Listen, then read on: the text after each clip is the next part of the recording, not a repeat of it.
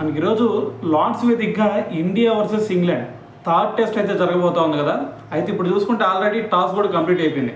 అయితే అందరం అనుకుంది ఏంటంటే టాస్ ఎవరైతే గెలుస్తారో వాళ్ళు ఖచ్చితంగా ఫీల్డింగే తీసుకుంటారు అనుకున్నాం. ఎందుకు అక్కడ చూస్తే గ్రాస్ కొంచెం ఎక్కువ ఉంది, సో దానివల్ల ఫస్ట్ బౌలర్స్కు బాగా అనుకూలించింది.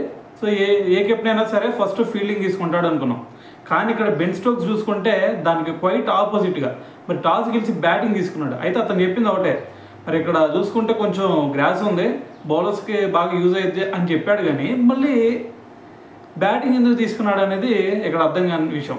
సో మరి ఫస్ట్ ఒక 10 ఓవర్స్ వరకు బౌలర్స్కి బాగా అనుకూలించేది, తర్వాత కొట్టుకుందాం అనుకుంటున్నాడేమో. కానీ సో అయినా ఇదైతే కొంచెం మళ్ళీ బ్యాక్ స్టెప్ వేసారో అనిపిస్తుంది టాస్ విషయంలో. లాస్ట్ మ్యాచ్లో కూడా ఇటువంటి మిస్టేకే చేశారు, మళ్ళీ ఇప్పుడు కూడా అదే మిస్టేక్ చేశారనిపిస్తుంది. సో మరి అటువైపు ఫస్ట్లో బుమ్రాని ఎదుర్కోవాలి. మరి ఈ గ్రాసీ పిచ్చుల మీద బుమ్రాని ఎదుర్కోవడం అంటే అది సాహసం అనే చెప్పాలి. సో ఈరోజు కనుక వాళ్ళు ఫస్ట్ బౌలింగ్ చేసినట్టయితే రేపు బాగుండేది వాళ్ళకి.